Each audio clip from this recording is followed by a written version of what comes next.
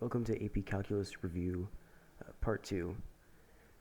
We're going to be continuing off in the first video by covering more derivatives. We're going to start off with the chain rule for evaluating composite functions, which is written as f of g of x, and these come in many forms, like I say 2x minus 1 to the power of 7, right? Your 2x minus 1 is your inside, your g of x, and the 7 is your outside.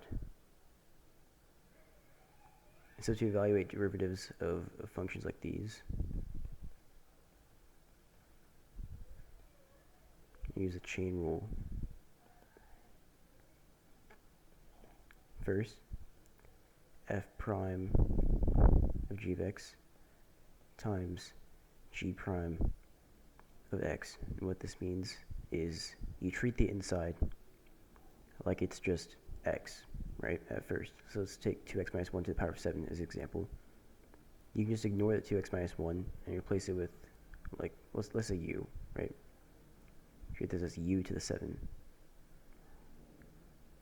And now we take the derivative of this, u to the 7, that's just 7u to the 6.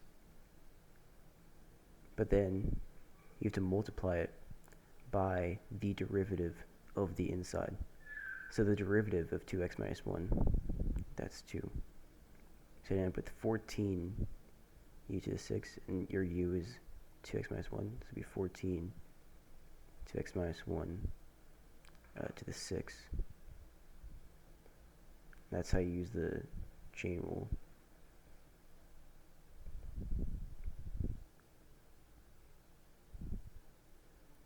You're also going to have to apply the product rule, quotient rule, and chain rule to situations where you have tables and graphs.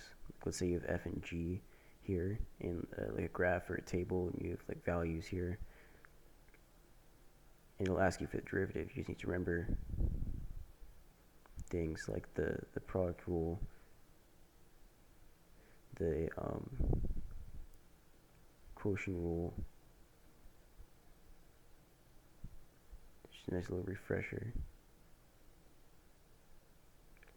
And the chain rule you're just done. Be able to apply these to graphs and tables. Implicit differentiation. So if you have a curve that involves both x and y in a more complicated format like this, and you want to find dy over dx,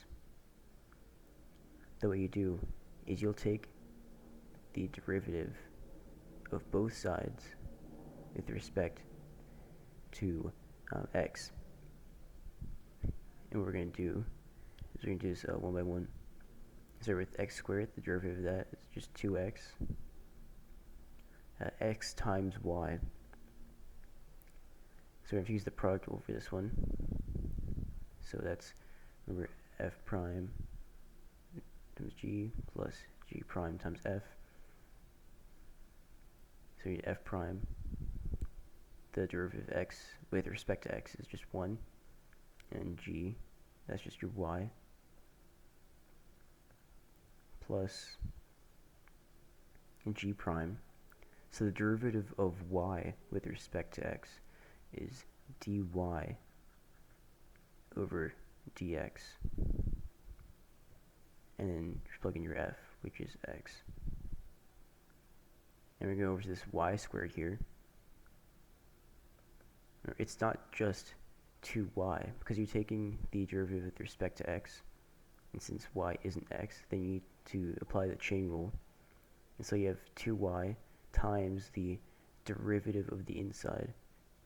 Remember, the derivative of y with respect to x, that's dy over dx. And the derivative of the constant is 0. So that's the first step, to derive everything with respect to x. Next, you put all of your terms that include dy over dx on one side. So we're going to keep this, let's say this x dy over dx plus 2y dy over dx equals, and then we're going to move the 2x and the y to the other side. So negative 2x minus y. Next up, you're going to take your dy over dx, factor it out. So you just have dy over dx times x plus 2y is negative 2x minus y. And then you just divide to find dy over dx. That's negative 2x minus y over x plus 2y. Or you can also see this as negative 2x plus y over x plus 2y because you're factoring out the negative. You may see it like that, like multiple choice. So remember, the steps are to derive with respect to x,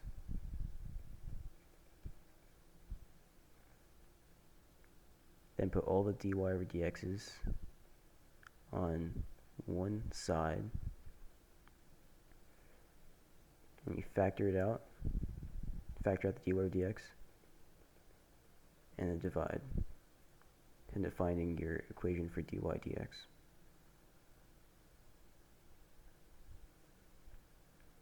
Related rates. This is one situation where you may have to apply derivatives to a real life situation. So you usually find these in like word problems. Like a ladder 10 feet long is leaning against a vertical wall. The bottom of the ladder is sliding away from the wall at a rate of 2 feet per second. How fast is the top of the ladder sliding down the wall when the bottom is 6 feet from the wall? So first thing you want to do is draw a diagram. So we're going to have our wall here, vertical wall. Let's call this A, B for the base, and C for the hypotenuse, because we have like a right triangle here. And we're going to start plugging in some values. The first thing we're going to do is write out our equation. A squared plus B squared equals C squared, right? Because we're going to be using this. So you're going to write the equation. Next step is to define all your variables. So it's like really understand the problem. So the ladder that's 10 feet long, that's leaning against the vertical wall, that represents C, this hypotenuse. This is your ladder. So over here, C is 10 feet. Units are very important. We're going to keep units throughout our calculations. The bottom of the ladder is sliding away from the wall at a rate of 2 feet per second. So the bottom of the ladder here is sliding away from the wall. And so since that distance between the bottom of the ladder and the wall, which is B, is increasing, that means we have a positive rate of change. dB over dt is 2 feet per second. And we're using t over here to represent time. Now, let's keep going. How fast is the top of the ladder sliding down the wall? So we're trying to find the rate of change of the distance between the top of the ladder and the bottom here, which we define as A. So right over here, dA over dt equals question mark feet per second. Just trying to find that when the bottom is 6 feet from the wall. And so C right here is a constant. We keep it like this. And so not to confuse this, we're going to write when here. When the bottom is 6 feet from the wall. So that's B. When B equals 6 feet. Keep in mind, this is a permanent value, or a constant. This right here is a temporary value. This can change because the distance between the bottom of the ladder and the wall is changing. Now the next step is to plug in the constants to our original equation here, which will make finding dA dt a lot easier. So C equals 10 feet. This is our only constant right here. So we're going to plug in 10 for c, get a squared plus b squared equals 10 squared, which is 100. And now we have this equation. What we're going to start doing is we're going to derive the equation with respect to t, which is time. Here, d over dt, d over dt. Right, we're going to start deriving this.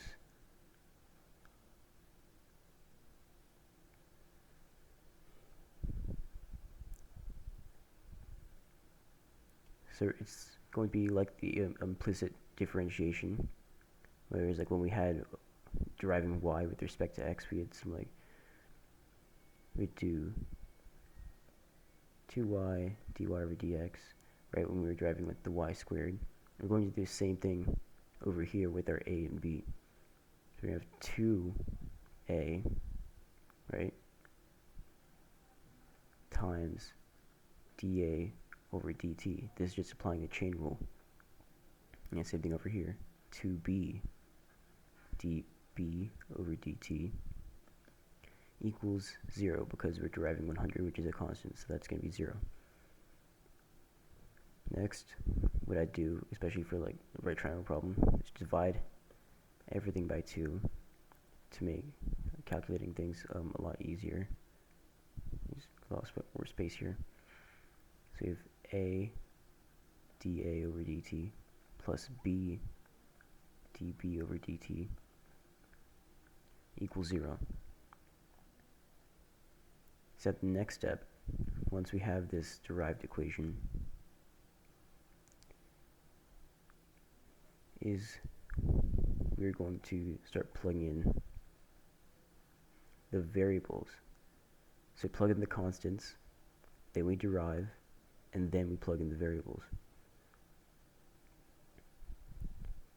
So as we saw, our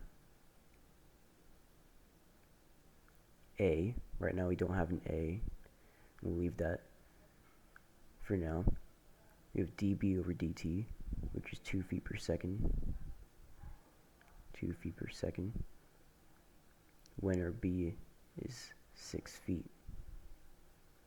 And so one thing you'll commonly have to do when you're dealing with like right triangle problems is that you'll have this a you need to find.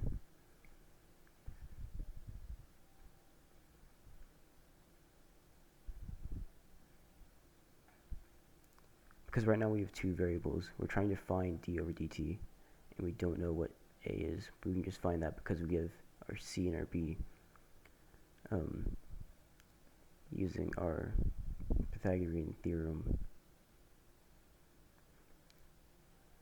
You calculate it, or you could just recognize this as a like 6, 8, 10 right triangle.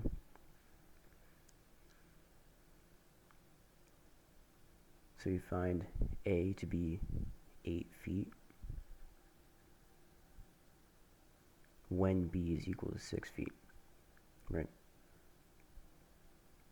So moving on, we start plugging in our values. 8d over dt plus 6 times 2 equals 0. 8d over dt is negative 12. So our d over dt is negative 1.5 feet per second.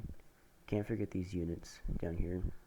And also, it's important to show this negative sign. This negative sign shows that the distance between the top of the ladder and the bottom is decreasing. It's getting smaller. That's what that negative represents. So that's how you do a related rates problem.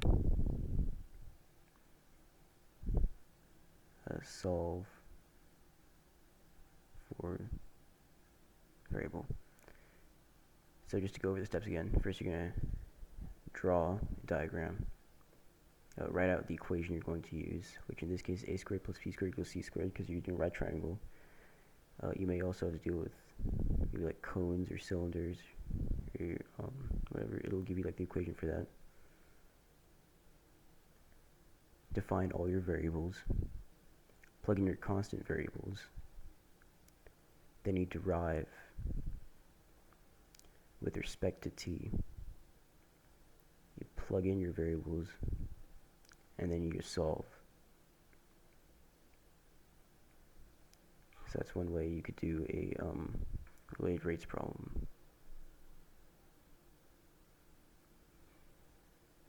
Alright, now let's cover some derivatives you'll need to know, like exponential derivative. The derivative of e to the x is e to the x. The derivative of e to the u, we'll use something else, like it could be 2x, it could be x squared, it could be some other thing. This can be e to the u times the derivative of u. Remember, this is just an application of the chain rule right here. We treat our u as just like an x right here, right? Just like e to the x. But then we have to multiply it by its derivative for it to actually be correct. Chain rule in action right there. If you don't have e as the base of your exponential function, this could be a, like 2 or 3 or 5 or whatever, something like that. Then it'll be a to the x times ln a. And for a to the u, or use like something else, would be like a to the u times the derivative of u times ln a. So when you have a base that's not e,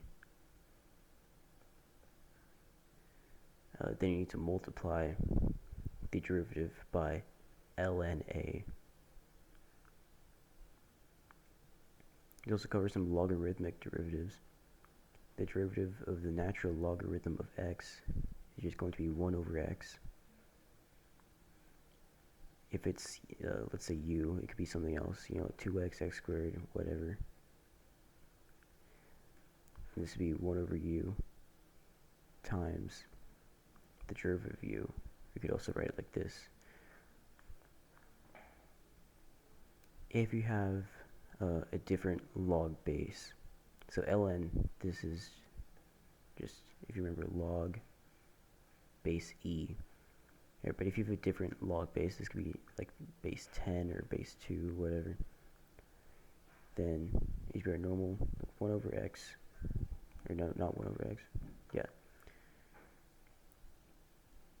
1 over x times 1 over ln a, or in other words, you're dividing by ln a.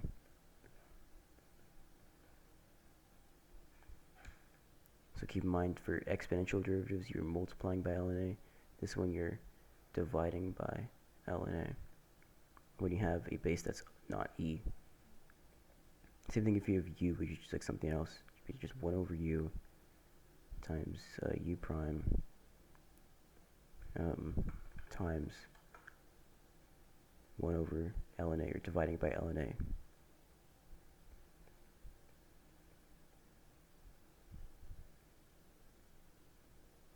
Alright, so make sure you memorize those for like exponential and logarithmic derivatives. If you have a different base, then you need to either multiply it by ln a for exponential, or divide it by ln a for logarithmic derivatives. Some trigonometric derivatives we cover. The derivative of sine x is cosine x. The derivative of cosine x is negative sine x. So it's like switch back and forth. For sine x, it's just cosine x. Cosine x, it's negative sine x.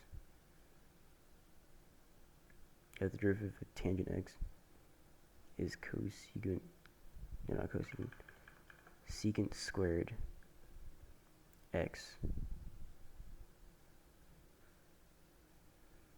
And the derivative of cosecant x is negative cosine x, cotangent x. The derivative of secant x is secant x times tangent x. And the derivative of cotangent x is negative cosecant squared x. So one thing you want to remember is if there's a then that means it's negative when you're dealing with derivatives of trigonometric functions. So like the sine, tangent, and secant, those are all positive. Cosine, cosecant, cotangent, these ones are all negative. You notice like some similarities between the two, the switching between like the sine and cosine. It's like for sine it's cosine x, for cosine it's sine. For like tangent you use secant squared, but for cotangent you use cosecant squared, and you'd be negative. And for cosecant x you have cosecant times cotangent, but for secant you have secant times tangent. Those may be some helpful connections to make if you want to memorize these trigonometric derivatives. We'll also cover inverse trig derivatives. So you may see these as either sine to the -1 or the cosine to the -1 of x, or you can see them as arc sine of x and arc cosine of x. These mean the same thing. So the derivatives, these are important to memorize. It's for your arc sine, it's 1 over the square root of 1 minus x squared. The derivative of arc cosine is just the negative of that. For arc tangent, it's 1 over 1 plus x squared. For arc cotangent, is just the negative of that. For arc secant x, this would be 1 over the absolute value of x times the square root of x squared minus 1. And for arc cosecant, it would just be the negative of that. I remember you can also apply the chain rule to a lot of these. Most of the time it won't be x, it'll be like something more complicated in here. So make sure to apply the chain rule whenever you have situations like that. Same thing as the normal trig derivatives. If you have a then it's going to be negative when you're dealing with derivatives. Arc cosecant, arc cosecant right here, this is negative. Arc cotangent is negative. Arc cosine is negative, and the rest are positive right here. These ones are the most important to memorize, and this may help in some situations on the AP test. It's a bit more rare to see like arc cosecant, arc secant, but it's may still help you in some situations. Now the derivatives of inverse functions. So if you have the original function and you want to find the derivative of the inverse function at a specific value, first I'm going to write this formula that's important to know. So the inverse derivative of b is 1 over the derivative at a. So what are a and b? A and b are just like a set. It is the point on the original function. So notice that a is going to be an x value and b is going to be a y value. So when they say find the inverse, the derivative of the inverse of f at 5, what this 5 is, it's actually a y value, not an x value. So since we've 5 is a y value right here, what we're going to do is we're going to use this formula. We're going to find our a, what we're actually going to use for a. So let's replace x with a.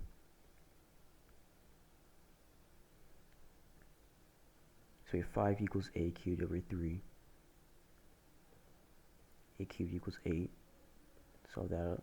We get 2 for our a. So that means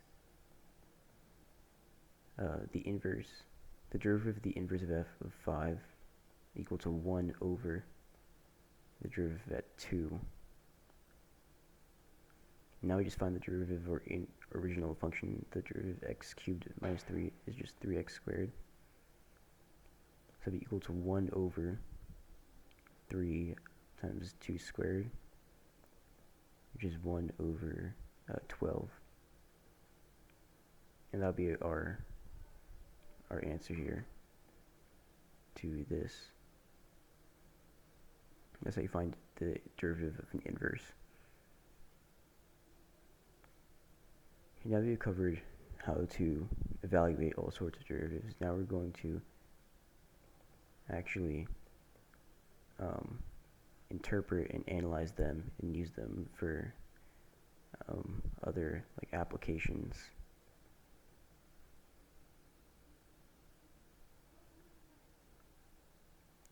So first I'm going to cover the mean value theorem. Let's just draw this graph here. We have 2 points. And I'm going to draw a secant line between them, just crossing between both of them. And basically what the mean value theorem says is if your function is continuous and differentiable on this interval here between your 2 points, then there's going to be a place where your instantaneous rate of change is equal to your average rate of change. And that's right, ROC for rate of change. So what that means is I can find a tangent line at some point where the slope of the tangent line is going to be equal to the slope of the secant line between 2 points. The mean value theorem guarantees that there is a situation where if the function is continuous and differentiable, it guarantees that there is a situation where you'll have a place where the instantaneous rate of change, which is represented by this tangent line here, is equal to the average rate of change, represented by the secant line here. So you'll make sure to remember the formula for average rate of change, f of b minus fa over b minus a, right? You may also be asked interpret derivatives, and you just need to remember that the derivative represents the instantaneous rate of change. And so let's say we have a water tank, right? And W prime of 2 equals -5. You just call this gallons per minute or so, right? And this 2 represents minutes. And so we can interpret this, given this information, so that at 2 minutes, it could be like a water tank, right? Is depleting, or the amount of water depleting at a rate of 5 gallons per minute. So you should make sure to know what derivatives actually mean and how to apply them to a real world situation. Particle motion is another good example of applying derivatives. I'll start off by saying x of t and s of t are usually used to represent position. V of t is used for velocity, and a of t is used for acceleration. Velocity is the derivative of position, and acceleration is the derivative of velocity.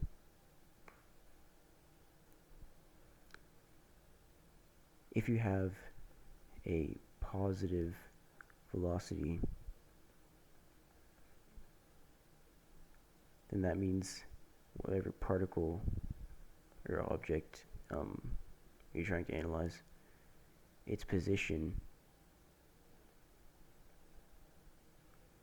is like the particle is moving either like up or right or forward, depending on like what kind of application you're on. Like if the particle's on the x-axis, then a positive v means it's moving right, and negative v means it's moving left, stuff like that.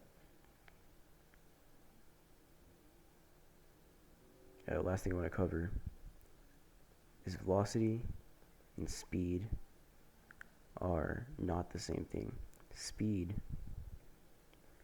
is the absolute value of velocity. In this sort of application, it's just going to be one-dimensional. So it would just be like if you have positive velocity, then the speed would just be that. If you have a negative velocity, the speed would just be like the positive that. Speed is the absolute value of velocity. So if you have like a velocity graph that looks like this, then your speed graph would look something like this. Because speed can only be positive.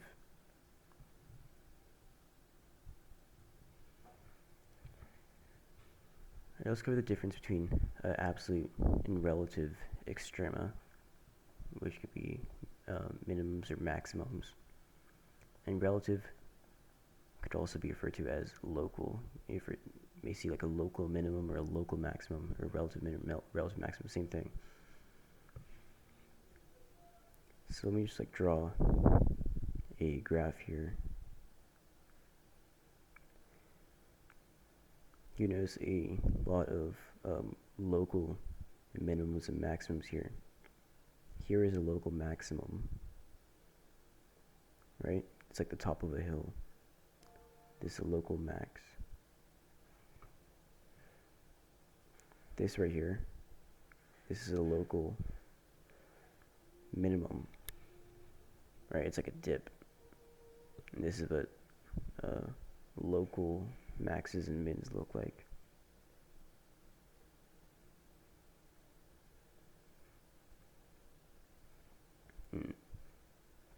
I'll cover more about exactly how to find local maximums and minimums in just a minute. We also cover absolute maxes and mins. If you're asked to find an absolute maximum or minimum, then they'll usually give you like an interval from, let's say, A to B. So let's just draw like another graph here. Right?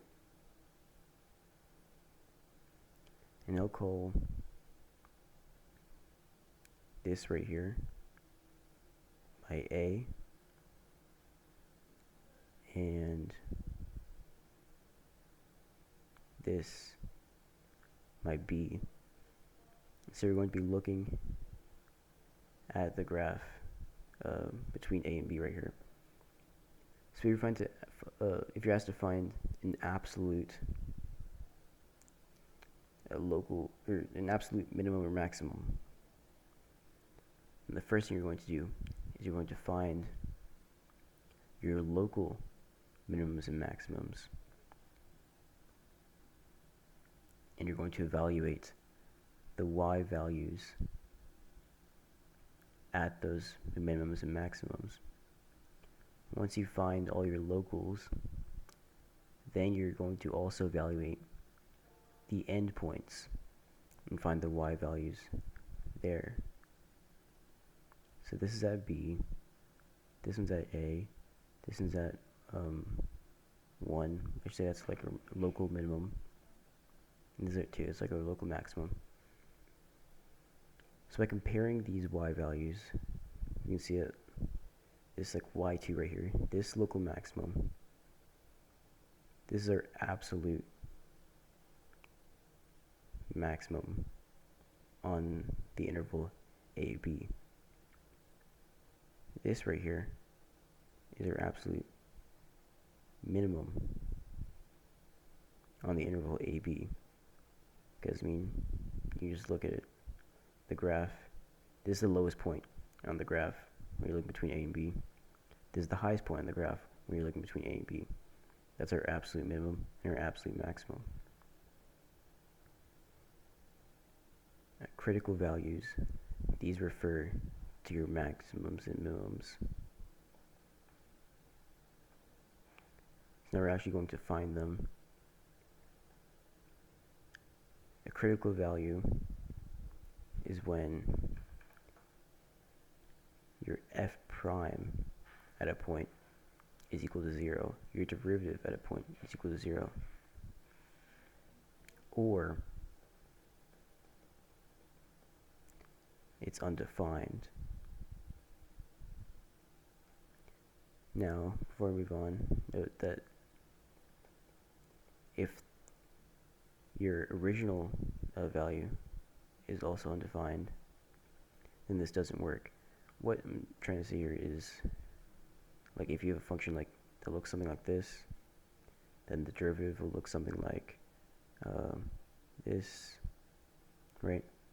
And here it's both undefined, right? You don't have a critical maximum, or you don't have a maximum or minimum, because the function doesn't exist at this value. But if you have a function with like a corner or like a sharp point, right? Then see the derivative of this would look something like that. See, the derivative here would be undefined, but the original would have an actual value. So that's why if the f prime is undefined, this could also be a minimum or maximum. You just want to check with the original function to see if that works or not. Okay, I'll just keep that on the side.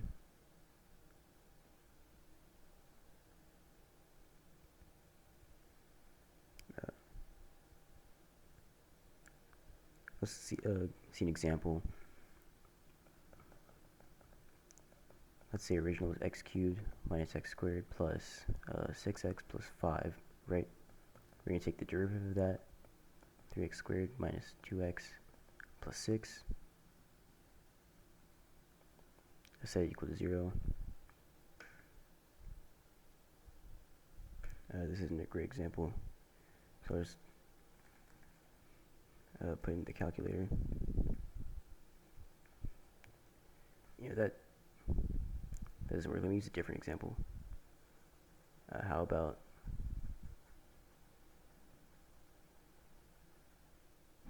we do 3x squared plus 5x plus 9, right? So the derivative of that is 6x plus 5. We set that equal to 0. 6x equals negative 5. X equals negative 5 over 6. Also check to see if there's any places where it could be like undefined, because sometimes your derivative will have like a 1 over x kind of thing. See if your derivative can give an undefined value, and also check your original function to make sure that doesn't give an undefined value, and that can also be a maximum or minimum. And so here at negative 5/6, this is the x value, where you'll have in this case you'd be a local minimum, and right now I'll go over how to actually determine whether it's a minimum or maximum using the first derivative test. So the first derivative, remember, that's just f prime. You want to evaluate it. You'll see if it goes from positive to negative,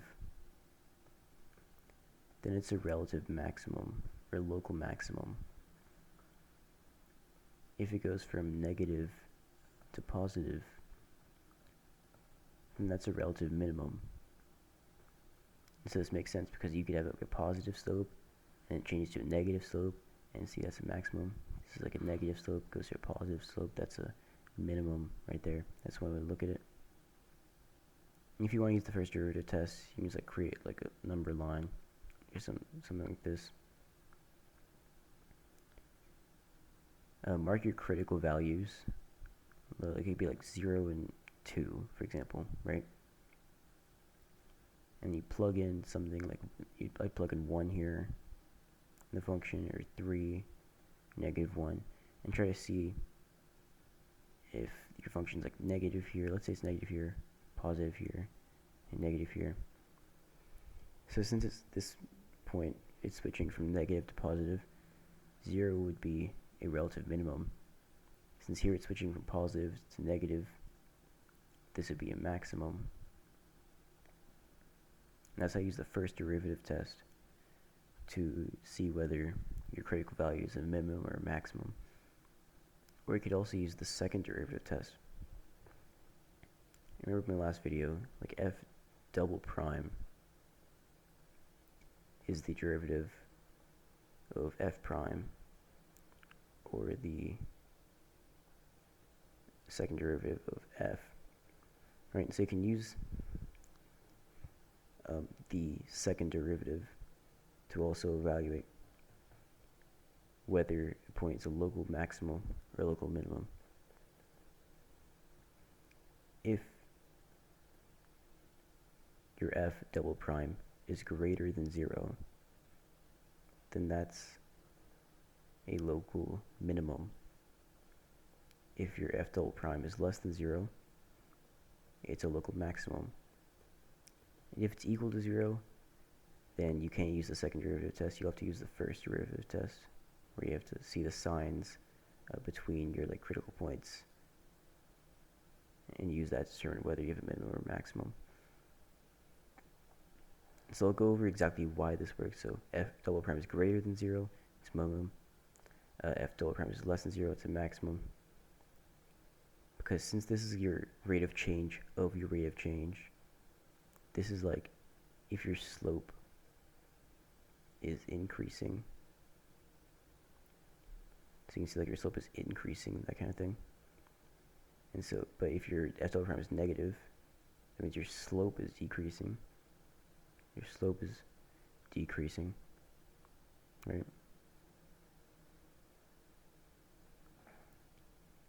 And what that's called, you're changing your slope. It's called concavity. So let's go over some examples. This graph right here, this is concave up. This one here is concave down. If it's concave up, it has a positive f double prime. If it's concave down, it has a negative f double prime. And one other good indicator of whether it's concave up or down is if you take the tangent line. If the graph is above the tangent line, then the graph is concave up. If the graph is below a tangent line, then the graph is concave down. That's one useful property to know. Also another thing, if you something like this, like right here, the graph is like concave up, right? You can see it's like above the tangent line. Its slope is increasing. On the second half, it's concave down. Its slope is decreasing. I was right, change in slope.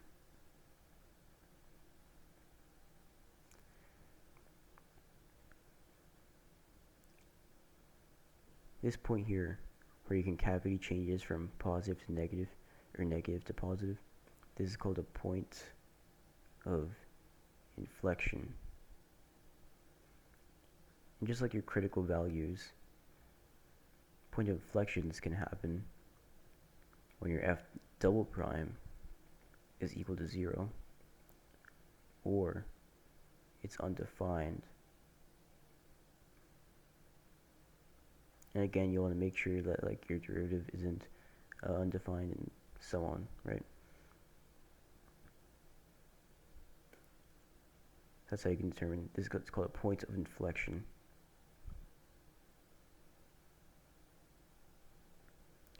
You can graph functions from derivatives. Let's say I have this here, right? And I'll just, this will be like my x-axis. And I'll call this f prime. This is my derivative graph. Now I'll have to draw a graph from the derivative. Usually they'll give you a point that the graph crosses. Like it could be right here, say. You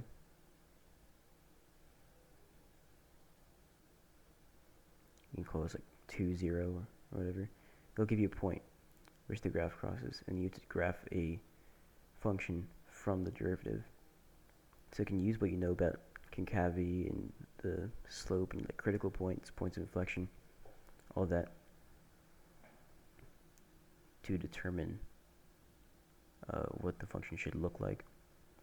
So first, remember from our first derivative test criteria, if the slope goes from negative to positive, then that's a minimum. So at around this point, this should be a minimum. If it goes from positive to negative, it's a maximum. So around this x value, that should be a maximum.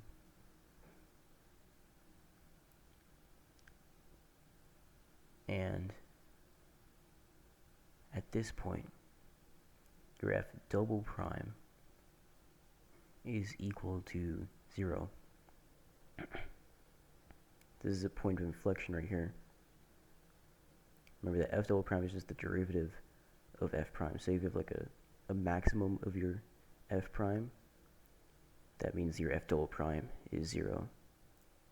That kind of thing.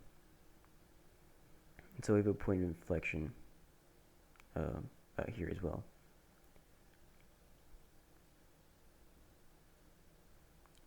So if we know the graph has a minimum right here, and you start to graph it, looks something like this, right? Now you have a minimum. Let's just go over here. Point of inflection right here. Concavity is going to change. Instead of concave up, now I'm going to start going concave down. This is a maximum. And this is what f would look like given our f prime. Linear approximation. This is using tangent lines to approximate a function. Remember the tangent line is just y minus y1 equals m times x minus x1. And this is let's say you don't know the function, but you have a y value and an x value and your slope, and using that you can approximate a function by plugging in an x value here, being this might be easier for some to understand. But yeah, you get y1, x1, and m from just finding your tangent line. This can be given whatever, right? You plug in to x for the value you're trying to approximate, and then y gives you your approximate value. So let me give you a graph. It could look something like this. Let's say you don't know that the graph looks like this, right? But you do know that at this point right here, x1, y1, and you know about its tangent line. You know the slope of its tangent line, which slope is m, right? So what you can do is, let's say I don't know about this curve, what the function is, but I have this x value here. So I can just approximate. This is my estimate using a tangent line. This is how linear approximation works. Now you'll also have to check, in most cases, if it's an over or underestimate. What you do is use f double prime for that, your concavity. The sign of your f double prime can help you determine whether it's an over and underestimate. If your f double prime is negative, less than 0, as is with this graph here, then you're most likely going to get an overestimate because the graph is under the tangent line. If you have a positive concavity, then you're probably going to get an underestimate because the graph is over the tangent line. And so finally I'm going to discuss optimization. It's kind of like related rates, in which you're applying derivatives and that kind of thing to solve a real world situation. But instead, with optimization, you're using critical values to either minimize or maximize a certain value. So I'm not going to go through an example right now, but I'm going to tell you exactly how to do it. It's let's write draw. First, you're going to draw out the situation. Usually, it could be just like a rectangle. Or it could be like the area, the perimeter, that kind of thing, right? Write an equation for the quantity that you're trying to optimize, which this could be like area, a perimeter, slope, distance, anything like that. These could be maximized or minimized. You have to know the equations for these, like length times width. That looks cursed. There we go. Length times width. You like your perimeter. 2L plus 2W, that kind of thing. You have slope. It's like your y equals mx plus b. You know, it could be that. It could be distance.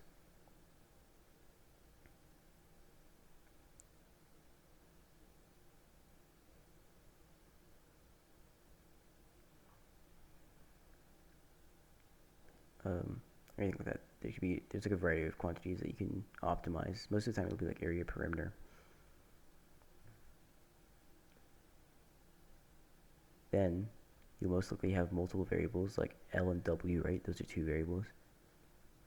So the next step is to reduce it to a single variable. And most of the time you'll have information in the problem to help you with that. Like it may be like, I don't know, W equals 2L plus 2, and then you just like substitute that. Now you've reduced it to a single variable. And then you derive it. You derive your equation and use your critical points. So when your f prime is equal to 0, and that will usually tell you what value you have. So let's say like we have L in the situation, right?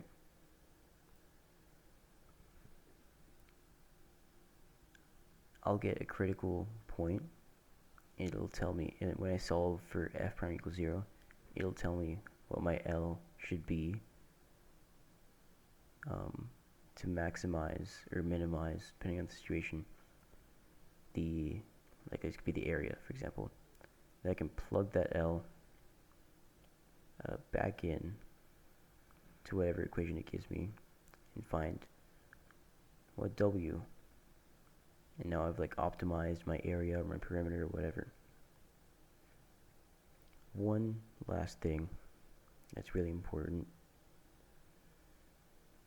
is when you have a quantity that's like bounded by a graph. Or let me quickly go over that. So it could be a rectangle bounded by the x-axis and some semicircle.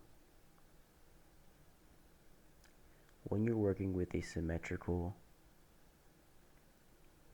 graph, like a semicircle over the y-axis, you say we're working like both quadrants 1 and 2, and you're trying to find the area of it, it's not x times y, it's actually 2x times y.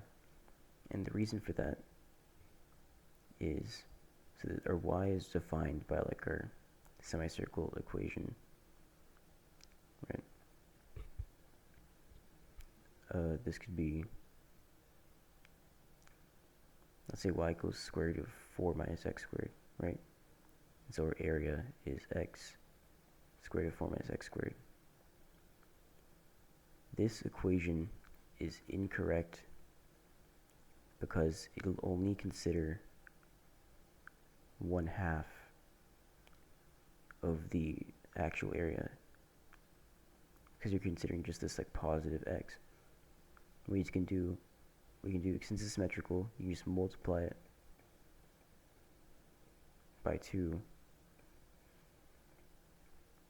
and this will be correct because you're considering both your positive and your negative side of that axis. So that's like a common mistake when doing optimization that I just like had to point out.